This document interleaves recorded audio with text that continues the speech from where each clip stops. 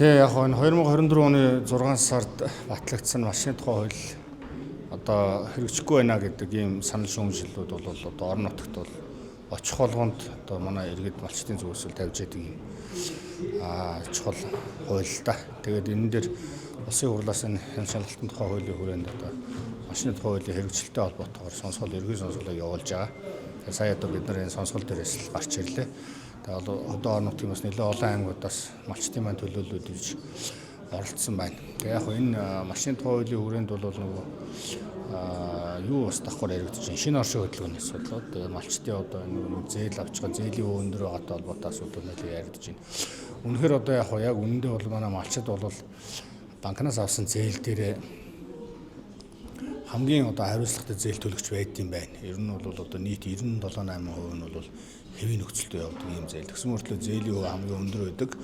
22-3% зээлийн одоо хүү төлдөг.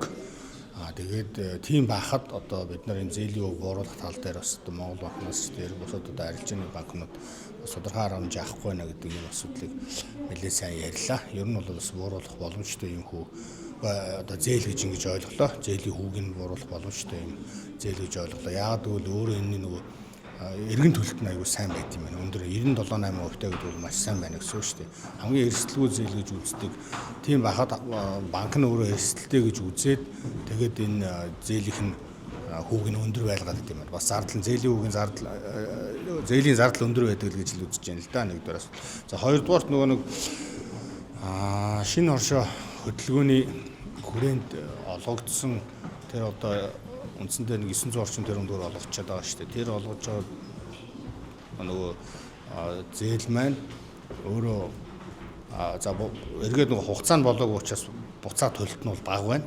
Гэхдээ зориултын дагуу яг хүрсэн үгүй юу гэдэг дээр нэлээд асуудал яригдж байна. Бидний хувьд ч гэсэн бол яг энэ зориултын дагуу олгодоогүй гэж ойлгодог. Тэгээ анх бол яг нөгөө зээл авахдаа одоо үржлийн мал худалдаж авах хөдөө аж ахуйн чиглэлийн үйл ажиллагаа явуулах энэ төрөл авцсан юм байна л да. Тэгээд яг ингээ орон нутагт очиод ажиллахаар зэрэг энэ бол баахан автомашин авсан шүү дээ. Эсвэл ингээд өндөр хүүтэй байсан банкныхаа зээлийг төлсөн гэдэг ийм юмнууд л их яригддгийг.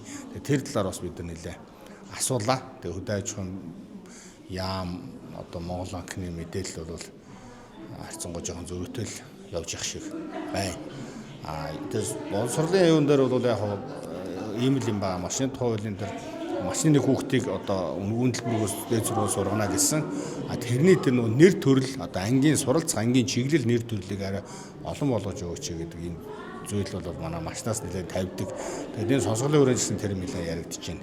Тэгэхээр яг энэ машины хуулийг бол эргэж үзэх хэрэгтэй маш олон асуудал байгаа л да. Нөгөө журам гаргаж өгөх хэрэгтэй. Тэр журам гаргаагүй. Одоо үдээс хойшийн хилцүүлэг дээр одоо манай Авбакр сайд дээр орж ирж мэдээлэл танилцуулах юм байна. Тэгээд энэ нөгөө журам яагаад саатаад байгаа тэр асуудлуудыг тэн дээр нэлээ ярих байхаа гэж бодож байна.